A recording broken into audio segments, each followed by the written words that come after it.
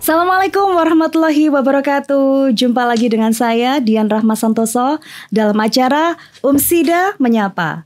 Dan baru-baru ini Sobat Kampus kita banyak digemborkan ini dengan bukan persoalan tapi putusan MK yang mengatakan pada pemerintah ya untuk menggratiskan sekolah terutama di pendidikan dasar baik itu sekolah negeri maupun sekolah swasta. Nah, tentunya ini menjadi angin segar ya, bagaikan angin surga bagi masyarakat Indonesia karena ya bagaimana sekolah gratis siapa yang nggak mau ya kan. Nah, untuk mempersiapkan menuju ke arah sekolah gratis itu tentu banyak sekali yang bisa kita bahas ya, banyak sekali yang harus disiapkan oleh pemerintah, tidak ujuk-ujuk gratis, namun ada beberapa hal yang perlu dipertimbangkan. Nah, untuk kali ini pembahasan sekolah ini kita akan berbincang-bincang langsung dengan Rektor Universitas Muhammadiyah Sidoarjo. Kita sapa dulu beliau. Pak Rektor, apa kabar Pak? Sehat? Alhamdulillah. Alhamdulillah. Sehat Mbak Dian. Sehat, sudah makan siang ya Pak ya? Alhamdulillah. Alhamdulillah. Baik, Sobat Kampus, Pak Rektor ini selain menjadi Rektor di Umsida juga Wakil Ketua Pimpinan Wilayah Muhammadiyah Jawa Timur yang membidangi pendidikan. Jadi beliau ini sudah sangat hafal dan khatam ya Pak ya terkait bagaimana perkembangan pendidikan terutama pendidikan dasar dan menengah di seluruh Jawa Timur ini ya Pak ya. Terutama di pendidikan Muhammadiyahnya ini Pak ya. Insya Allah. Tadi sudah saya kenalkan belum ya? Tapi tentunya sudah kenal semuanya ya Sobat Kampus. Beliau adalah Dr. Hidayatullah MSI. Insya Allah calon profesor, amin ya Pak ya. Amin. Baik Pak Rektor, terkait dengan putusan MK yang tentunya ini sangat membahagiakan. Saya sendiri begitu mendengar pemberitaan itu saya langsung sepakat banget ini Pak. Karena saya merasa kalau pendidikan dasar itu adalah hak dari seluruh anak bangsa Indonesia ini. Nah, untuk menuju ke arah sana tentunya sekarang ini sekolah negeri sudah biasa ya Pak ya, sekolah gratis. Yang menjadi polemik justru di sekolah swasta. Nah, Bapak sebagai Wakil Ketua Pimpinan Wilayah Muhammadiyah tentunya yang sangat membidangi persekolahan dan tahu betul kondisi sekolah swasta. Kira-kira apa menurut Bapak terkait dengan putusan MK ini, bagaimana ke depannya kalau sekolah swasta nanti benar-benar digratiskan? Ya oke, terima kasih Mbak Dian. Putusan MK ini sesungguhnya kalau kita memproyeksikan untuk kemajuan pendidikan itu bagus bagi masyarakat karena ada keinginan bagaimana seluruh masyarakat itu mendapatkan akses yang sama di dalam mendapatkan layanan pendidikan. Betul. Nah, keputusan MK ini itu sejalan dengan pasal 31 Undang-Undang Dasar 1945 ya. Iya. Nah, di situ ada 2 ayat. Ayat pertama itu menyatakan bahwa setiap warga negara berhak mendapatkan pendidikan, mulai PAUD sampai pendidikan tinggi. Siapapun itu berhak, tapi belum wajib. Nah, wajibnya itu ada di ayat kedua. Setiap warga negara wajib mengikuti pendidikan dasar. Dan pemerintah wajib menyiapkan anggaran. Wajib membiayainya. Nah, tepatnya begitu, wajib membiayainya. Ayat kedua inilah yang memberi dasar bagi MK untuk mengambil keputusan itu. Nah, tentu keputusan ini mempunyai konsekuensi bagi pemerintah, baik pusat maupun daerah. Nah, keputusan MK harus kemudian bisa diterjemahkan secara operasional bagaimana putusan ini bisa diimplementasikan untuk pendidikan dasar ya, mulai PAUD sampai SMP, MTS itu. Nah, bagi sekolah negeri sudah berjalan selama ini. Ini yang banyak diperbincangkan adalah bagi sekolah swasta. Betul. Nah, sebagian masyarakat itu menyambut dengan sukacita. Tapi ada juga masyarakat yang lain ada kekhawatiran. Mengapa? Kalau semua sekolah ini digratiskan, satu, pemerintah mampu nggak untuk membiayai semua kebutuhan itu? Yang kedua, kalau semua sekolah digratiskan, apakah mutu pendidikan itu akan bisa diberikan oleh sekolah kepada anak-anak yang sedang belajar itu. Kekhawatiran itu terutama dari masyarakat kelas menengah atas yang selama ini mereka itu sesungguhnya sudah tidak ada masalah untuk biaya pendidikan. Bagi mereka tidak ada masalah biaya pendidikan itu karena mereka mampu. Betul. Bagi mereka itu bagaimana anak-anaknya itu mendapatkan pendidikan yang terbaik. Pendidikan bermutu itu. Nah, karena itu pembicaraan tentang sekolah gratis itu tidak boleh ditangkap sesederhana itu. Semua orang ingin pendidikan yang diberikan kepada anak-anak ini pendidikan yang bermutu. Ketika kita bicara itu, tentu ada banyak hal yang harus disiapkan. Satu, tenaga pendidik, guru dan kependidikan, karyawan. Nah, yang kedua, fasilitas pendidikan, ya kan? Fasilitas pendidikan. Yang ketiga, operasional sekolah. Nah, hal-hal ini tentu membutuhkan sebuah kajian yang harusnya menyeluruh, tidak bisa sebagian-sebagian. Karena mutu pendidikan itu tidak hanya ditentukan oleh satu variabel, sebut bebas biaya pendidikan saja tidak bisa. Tapi bagaimana guru itu bisa mendidik, mengajar dengan sangat baik, fasilitas yang dibutuhkan itu juga memenuhi. Kemudian iklim belajar itu juga terbangun dengan baik. Jadi ini hal-hal yang juga perlu mendapatkan perhatian oleh semua pihak, baik pemerintah maupun masyarakat. Gitu. Ada juga nih Pak yang orang tua bilang, lah terus kalau sekolahnya digratiskan, aku kerja buat siapa? Nah, itu orang tua yang bagus. Orang tua yang baik. Termasuk Budian kayaknya. Amin. Aku susah-susah kerja ini buat anak, buat nyekolahkan anak. Kalau sekolahnya gratis, terus uangnya buat apa ya? Gimana? Ya saya kira itu orang tua yang sangat baik, yang punya pemahaman bahwa untuk bisa mendapatkan layanan pendidikan terbaik, itu tidak cukup hanya menyerahkan kepada sekolah, pemerintah. Tapi orang tua yang punya kemampuan, punya kesadaran, saya harus ikut terlibat di dalam memenuhi kebutuhan sekolah dengan harapan anak saya itu mendapatkan layanan pendidikan yang lebih baik daripada rata-rata pada umumnya. Dan itu juga diharapkan oleh pemerintah sesungguhnya. Bahwa benar pemerintah telah menentukan standar nasional pendidikan. Itu berlaku seluruh sekolah se-Indonesia dari Sabang sampai Merauke, Aceh sampai Papua. Itu kan standar nasional. Betul. Nah, kebutuhan sebagian masyarakat yang kelas atas tidak cukup hanya standar nasional. Mereka ingin standar lebih dari itu. Nah, ketika masuk di standar di atas nasional, apalagi sudah internasional, itu tidak bisa kemudian hanya mengharapkan kecukupan kebutuhan anggaran itu dari pemerintah. Maka disinilah perlunya partisipasi masyarakat untuk bisa memberikan kontribusinya juga melalui sekolah itu untuk layanan pendidikan yang bermutu bagi anak-anaknya. Gitu. Nah, artinya nanti sebenarnya pemerintah itu bisa seperti Bapak katakan tadi ya, mungkin mengklasifikasi itu tadi ya Pak ya. Artinya untuk sekolah yang sudah settle dengan kondisi orang tua wali siswa yang sudah settle juga tidak apa-apa, tidak perlu dibantu secara material mungkin Pak ya, namun bisa dengan cara yang berbeda. Nah, jadi menurut Bapak mana ini Pak yang mungkin bisa diprioritaskan untuk sekolah gratis misalnya dalam 1 atau 2 tahun ke depan, mana yang lebih bisa diprioritaskan oleh pemerintah gitu Pak? Ya, saya kira saat ini pemerintah sedang mengkaji secara mendalam putusan MK itu, karena ini menyangkut jumlah penduduk yang wajib belajar pendidikan dasar sangat banyak jumlahnya.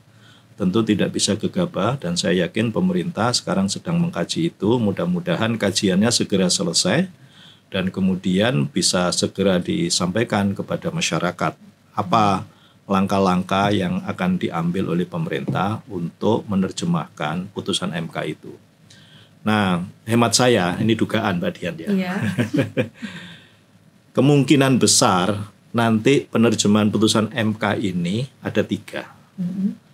Pemerintah melakukan kajian dan kemudian membuat mapping, pengelompokan sekolah-sekolah existingnya saat ini seperti apa. Satu, ditemukan sekolah-sekolah yang sudah di atas standar nasional, dan kemudian ditemukan juga masyarakat kemampuannya itu di atas. Mereka sudah punya kemampuan ekonomi yang sangat cukup bahkan berlebih. Nah, yang kedua, ditemukan sekolah-sekolah yang tidak bisa mencukupi kebutuhan biaya pendidikan itu secara mandiri, tapi masih membutuhkan supporting dari pemerintah. Nah, demikian juga ketika mapping kemampuan masyarakat, itu juga ditemukan nanti ada masyarakat yang tidak 100% butuh bantuan pemerintah, tapi dia juga tidak mampu kalau 100% membiayai pendidikan. Nah, maka ada sebagian dari masyarakat, sebagian dari pemerintah. Bisa jadi begitu nanti. 50-50 gitu ya, Pak, sebut ya. Begitu ya gampangnya. Nah, yang ketiga ini kita juga temukan masyarakatnya memang masyarakat kurang mampu atau tidak mampu, dan sekolahnya itu juga sekolah yang kurang mampu. Nah, sekolah yang seperti ini itu hemat saya nanti akan disupport sepenuhnya oleh pemerintah. Sehingga ada dua kelompok. Yang pertama, sekolah-sekolah yang harus disupport secara penuh karena masyarakatnya itu masyarakat yang kurang mampu. Yang kedua, 50-50, sebagian masyarakat, sebagian pemerintah. Nah, cuman kan kita belum tahu nanti seperti apa hasil kajian pemerintah itu, lebih banyak mana sekolah yang masuk kelas atas dengan yang menengah, yang bawah. Tapi kalau kami di Muhammadiyah sudah tahu mana yang paling banyak, yang di bawah. Yang di bawah. Nah, saya yakin yayasan-yayasan yang lain atau ormas lain yang mendirikan sekolah-sekolah swasta itu tidak jauh berbeda dengan yang dikelola Muhammadiyah. Artinya sekolah-sekolah yang ada di bawah itu kemampuan secara ekonominya, finansialnya itu jauh lebih banyak daripada sekolah-sekolah yang ada di kelompok atas itu. Nah, disinilah hemat saya memang pemerintah harus betul-betul matang di dalam melakukan kajian itu, sehingga nanti akan dihitung berapa kebutuhan secara nasional, terutama untuk mensupport sekolah yang ada di tengah dan yang di bawah itu. Dari situ kemudian juga akan dihitung kemampuan pemerintah pusat seberapa. Kekurangannya kita berharap pemerintah daerah juga harus mengalokasikan anggaran. Nah, tentu di tahun 2025-2026 ini sebagian besar masyarakat berharap itu sudah bisa diimplementasikan. Gitu kan ya. Banyak banget, Pak. Nah, cuman kita tidak tahu, ini kan sudah mepet sekali. Sekarang sudah bulan Juni kan. Mepet dengan bulan depan sudah tahun ajaran baru, betul. gitu kan ya. Nah, sementara urusan uang itu harus hati-hati, regulasinya harus kuat, karena itu menjadi pijakan, ya kan. Nah, mungkin tahun 2025-2026 nantinya ada sebagian sekolah yang sudah bisa di-cover sepenuhnya oleh pemerintah. Sekolah swasta ini ya, kalau nanti tidak bisa dibahas, sudah jalan. Sudah jalan. Nah, mungkin tahun 2025-2026 sudah ada yang bisa diimplementasikan. Itu kan kayak makan bergizi itu kan. Nah, itu kan tidak bisa serentak seluruh Indonesia, kan ada piloting project ya di beberapa sekolah itu. Nah, saya punya dugaan nanti untuk sekolah gratis itu tahun ini ada berapa sekolah sambil mengukur kemampuan anggaran. Tahun depan bertambah lagi, tahun berikutnya bertambah lagi.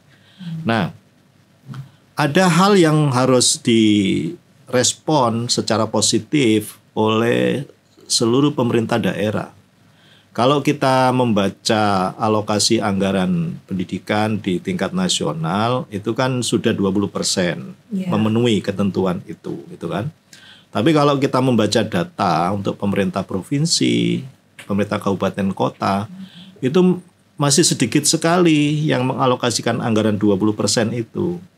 Nah, maka harus ada komitmen yang kuat pula dari pemerintah daerah ke depan 2025, 2026, 2027 dan seterusnya itu untuk menambah alokasi anggaran untuk pendidikan itu.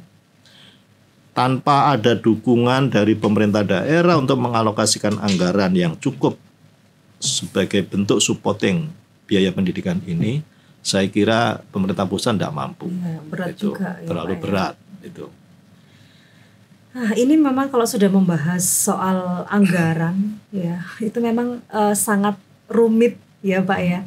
Apalagi sebenarnya kalau saya lihat ya Pak, di sekolah swasta ternyata banyak yang mungkin saat ini jumlah siswanya menurun, yang otomatis dengan pendapatannya juga akan menurun. Padahal dulunya sekolah itu sekolah yang favorit dengan siswa yang banyak. Nah, banyak sekali saya juga membaca dan juga mendengar sekolah-sekolahnya seperti ini kok sebaiknya ini meresahkan gitu ya Pak. Sekolah-sekolah ini sangat meresahkan, sehingga bagaimana nanti ketika di sekolah tidak ada murid yang cukup, kemudian pemerintah itu harus mensupport seperti apa? Misalkan yang tadi Bapak bilang ini harus didahulukan untuk yang sekolah-sekolah di kelas bawah. Sedangkan sekolah yang berada di kelas bawah ini posisinya seperti ini Pak.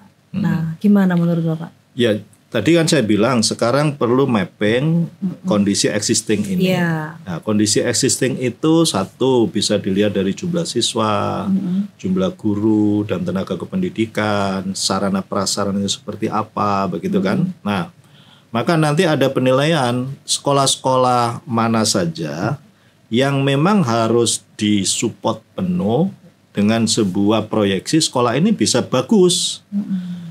Sekolah ini tidak bisa bagus misalnya. Nah, yang punya potensi untuk bisa bagus itu harus disupport penuh. Nah, sekarang ini banyak sekolah-sekolah swasta itu ya apa adanya. Betul. Hidupnya itu. Nah, kalau seperti itu kita bisa memproyeksikan sekolah ini tidak akan bisa mempersiapkan generasi yang baik di masa depannya. Karena mereka ya sekedar jalan, tapi tidak ada upaya untuk meningkatkan layanan pendidikannya itu. Nah, seperti nggak ada tujuan ke depan. Mengapa itu terjadi seperti itu? Ya tadi guru-guru, tenaga kependidikan yang di situ itu tidak mendapatkan sebut saja gaji atau honor yang memenuhi standar minimal UMK. Kan banyak sekali yang di bawah UMK. Bahkan jauh di bawah UMK. Jauh sekali. Masih banyak sekolah-sekolah kita itu yang gurunya gajinya 400.000, 500.000. Banyak sekali itu. Bahkan jauh lebih rendah daripada buruh. Ya, betul. Pekerja kasar ya Pak ya. Nah, karena itu kemudian mereka itu mencari sampingan kan. Betul. Nah, begitu mereka cari sampingan, kita tidak bisa memaksa harus fokus ngurusi sekolah, ngurusi anak-anak. Nah, kalau kita ingin guru-guru kita ini fokus mendidik anak-anak, melatih anak-anak, mendampingi anak-anak, ya ada kewajiban bagi kita, terutama pemerintah, kalau nanti bisa diimplementasikan keputusan MK itu, menjamin guru-guru ini kesejahteraannya sudah tidak ada persoalan. Nah, ini PR kita. Nah, kalau kita bandingkan gaji guru di Indonesia dengan di luar negeri ya Mbak Dian tahu kan ya. Nah, gitu. Mereka dijamin sekali gitu kan. Karena itu mereka fokus ya kan. Nah, ini PR besarnya. Karena itu melihat kemampuan pemerintah dan jumlah penduduk yang wajib belajar masih luar biasa besarnya, karena penduduk kita sangat besar kan, nomor 4 tingkat dunia ya. Indonesia ini. Ya, karena itu hemat saya kita tidak bisa menuntut pemerintah untuk membiayai seluruh lapisan masyarakat yang menempuh pendidikan dasar itu. Maka hemat saya nanti perlu berbagi peran pemerintah dan masyarakat. Masyarakat yang mampu tetap harus ikut berpartisipasi. Sehingga tadi kalau kita menyebut ada sekolah yang kelas atas, kelas menengah, kelas bawah, hemat saya yang kelas atas ini sudah serahkan saja sepenuhnya kepada masyarakat untuk artinya terlibat langsung dalam pembiayaan pendidikan. Iya, nggak perlu menerima support dari pemerintah, nggak masalah. Karena mereka sudah berlebih. Bagi mereka itu layanan pendidikan terbaik. Mereka tidak mikir biaya lagi. Justru kalau mereka nanti tidak boleh bayar, itu ada kekhawatiran layanan pendidikannya menurun. Nah, betul. Itu tidak diinginkan oleh mereka. Nah, biarkan saja. Tinggal membangun transparansi, akuntabilitas yang harus dibuktikan oleh sekolah sebagai penyelenggara dan pelaksana pendidikan, bahwa masyarakat ikut terlibat dalam pembiayaan pendidikan dan sekolah betul-betul bisa memberikan tanggung jawab dan transparansi tentang pengelolaan anggaran itu. Nah, hemat saya pemerintah fokus di kelompok kedua itu tidak sepenuhnya dan kelompok ketiga yang sepenuhnya. Nah, saya membayangkan Mbak Dian ya, kalau nanti sekolah yang bawah ini betul-betul dapat dukungan penuh dari aspek pembiayaan, sehingga sekolah ini gaji gurunya naik, ya kan? Dari 500.000 misalnya menjadi misalnya, Pak ya. Dari 500.000 menjadi 2 juta misalnya ya. Amin, itu luar biasa itu. Ya. Fasilitas pendidikannya yang semula sangat minimize, bahkan tidak layak, tapi kemudian nanti disupport pemerintah, diganti dengan yang bagus. Seragam anak-anak diberi, buku anak-anak diberi. Itu luar biasa. Sehingga saya menduga kalau ini dapat dukungan penuh dari masyarakat, pemerintah juga sangat serius di dalam mengimplementasikan putusan MK itu, saya optimis mutu pendidikan kita akan mengalami percepatan. Amin, amin, gitu. Amin. Nah, ini juga saya sebenarnya melihat dari beberapa daerah ya Pak ya, mungkin dari sekolah-sekolah yang tadi kita, sekolah swasta ya Pak ya, yang tadi Bapak bilang mungkin kelas ke bawah ya, kelas bawah. Nah, di sana lingkungannya otomatis juga keluarga-keluarga yang dalam tanda kutip kurang mampu atau bahkan tidak mampu, sehingga terpaksa menyekolahkan anaknya di sana. Maksud hati ingin menyekolahkan dengan layanan pendidikan lebih baik misalnya Pak. Namun jauh dari sekolah yang gratis, sekolah negeri, yang ada hanya sekolah swasta itu misalnya Pak ya.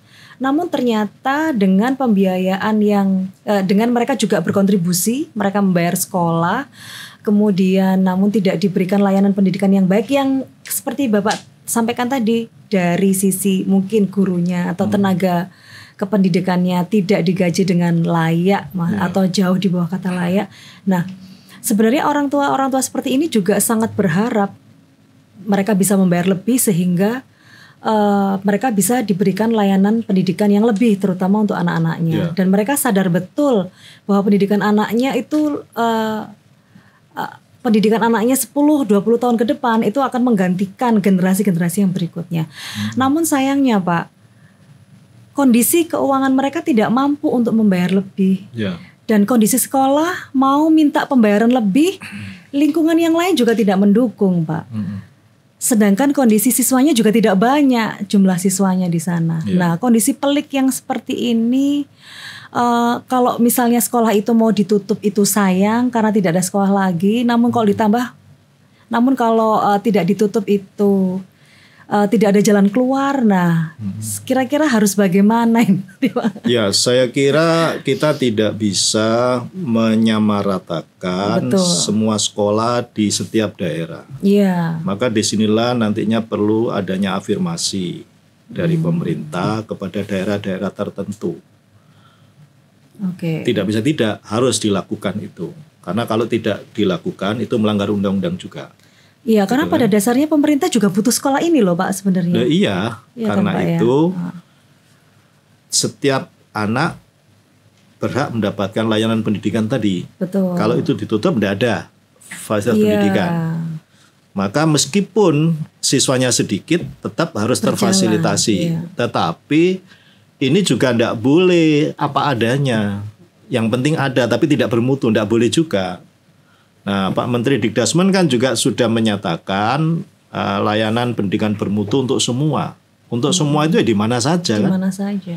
Tidak melihat ini daerah Jawa, ini luar Jawa, tapi semua. Ini daerah 3T, tidak 3T harus sama itu. Nah, karena itu ada kebijakan yang berbeda tentunya nanti.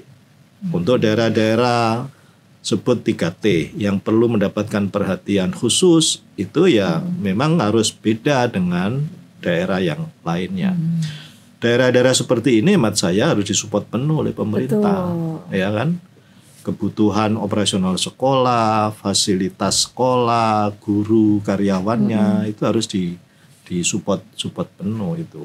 Nah, saya sekali lagi punya optimisme kalau masyarakat itu menyikapi putusan MK ini dengan bijak. Pemerintah juga menerjemahkan putusan MK ini secara proporsional. Artinya pemerintah punya keinginan yang sangat kuat untuk melaksanakan putusan MK sesuai dengan kemampuan anggaran pemerintah, ya. Secara bertahap dijalankan itu, Mbak Dian.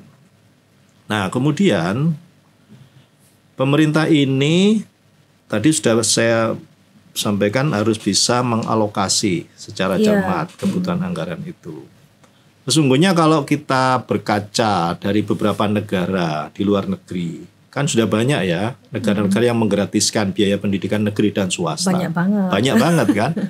Nah, kalau kita melihat Indonesia yang sangat besar, sumber-sumber pendapatan keuangan negara juga besar. Setidaknya kan ada dua yang utama kita sebut itu kan mestinya ya. Pajak yang luar biasa besarnya. Kemudian kita punya sumber daya alam yang melimpah, luar biasa sebenarnya kaya kita. Ya kan? Nah, yang satu ini yang hemat saya juga harus bisa dioptimalkan oleh pemerintah tanpa merusak keseimbangan ekosistem, tapi bisa dikelola sedemikian rupa oleh negara, bukan oleh swasta, oleh asing ya. Apalagi asing ya. Karena Pasal 33 mengamanatkan bumi, air, dan kekayaan alam dikuasai oleh negara dan diperuntukkan sebesar-besar kemakmuran rakyat. Nah, kalau sumber kekayaan alam dikelola dengan sangat baik, rakyat patuh membayar pajak, satu lagi yang perlu ditambahkan, dana yang terkumpul itu tidak ada yang dikorupsi, Pak. Amin, ya Allah. Iya kan? Iya. Nah, berita-berita terakhir kan masih sangat besar kan. Kalau korupsi tidak ada, sangat besar kekayaan negara ini yang kemudian bisa dialokasikan untuk mensupport kebutuhan pendidikan anak-anak ini. Yang terakhir aja 11,8 T ya, itu Pak, satu berita ya. Satu berita yang baru viral ini, belum yang kemarin-kemarin. Artinya kita punya sumber daya yang memang benar-benar luar biasa besar. Jika dioptimalkan memang bisa untuk membiayai pendidikan di negara kita sendiri. Sebenarnya dengan kasus-kasus yang di daerah 3T itu ya Pak ya, sebenarnya justru sekolah-sekolah swasta, yayasan itu justru menyasar sekolah-sekolah yang di tempat-tempat seperti ini kebanyakan ya Pak ya. Yang bahkan kadang-kadang pemerintah pun tidak bisa mendirikan sekolah negeri di sana. Nah, justru ini disasar oleh sekolah swasta. Nah, artinya pemerintah ini juga membutuhkan swasta gitu. Nah, karena saling membutuhkan ini, secara nggak langsung keterlibatan antara keduanya, baik pemerintah maupun pihak swasta ini, sekolah swasta ini harus saling mendukung gitu ya Pak ya. Swasta sudah mendirikan sekolahnya, sudah mengkondisikan segala rupa, nah maka pemerintah yang harus memberikan dukungannya baik secara moral maupun materialnya, terutama material ya Pak ya kalau sekolah yang seperti ini. Baik, Sobat Kampus, nggak terasa ya kita udah hampir 30 menit kalau sudah membahas pendidikan ini. Memang nggak ada habisnya dan nggak ada matinya ya Pak ya untuk dibahas, karena akan selalu berkesinambungan, karena ini berkaitan dengan kemajuan dan juga kemajuan negara, kemajuan pendidikan bangsa, dan kemajuan dari generasi ke generasi kita nantinya yang akan menggantikan kita semua ya Pak ya. Baik Pak Rektor, 1 menit mungkin ada closing statement yang bisa disampaikan ke Sobat Kampus terkait dengan sekolah gratis di Indonesia ini. Silakan. Baik, kita semua menyadari bahwa Indonesia ini negara yang sangat besar. Dilihat dari 2 sisi, jumlah penduduk nomor 4 di dunia setelah Cina, India, Amerika, Indonesia. Yang kedua, dilihat dari sumber daya alam, kita mempunyai kekayaan yang luar biasa melimpahnya.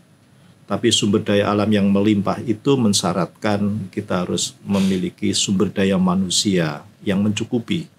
Kalau kita ingin menjadi negara besar, negara maju, dan negara yang punya daya saing. Bicara SDM, tentu jawabannya adalah tingkat pendidikan. Maka kebijakan pemerintah, pendidikan dasar, mulai PAUD, SD, SMP, ini harus disukseskan. Tentu ke depan kita akan meningkatkan lagi sampai pendidikan menengah, SMA, SMK, madrasah aliyah. Karena kalau kita melihat peta posisi pendidikan Indonesia dibandingkan dengan negara-negara lain, kita harus akui kita masih jauh dan harus mengejar ketertinggalan itu. SDM kita juga masih jauh dan kita sadari itu. Dan sekali lagi kuncinya adalah kesungguhan kita untuk menyiapkan SDM melalui pendidikan. Karena itu seluruh masyarakat Indonesia harus ikut bersama-sama berkontribusi di dalam meningkatkan mutu pendidikan di Indonesia ini. Pemerintah punya political will yang sangat kuat di dalam mengeluarkan kebijakan-kebijakan yang pro rakyat untuk memberikan layanan pendidikan yang terbaik untuk masyarakat ini.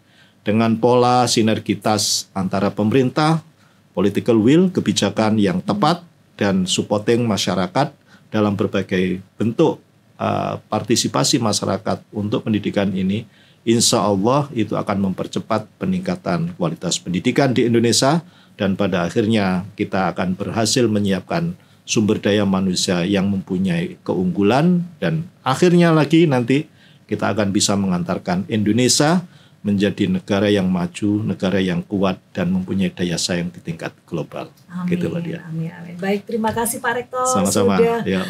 berbincang-bincang meluangkan waktunya di UMSIDA Menyapa. Besok mau ke Cirebon ya Pak ya? Insya Allah. Insya Allah, semoga sehat selalu ini Pak. Amin. Baik Sobat Kampus, itu tadi sudah perbincangan kita di UMSIDA Menyapa terkait dengan pendidikan gratis yang diputuskan oleh MK dan masih dalam pengkajian oleh pemerintah. Semoga ini segera terwujud dan tentunya bisa meningkatkan pendidikan di Indonesia menjadi lebih merata.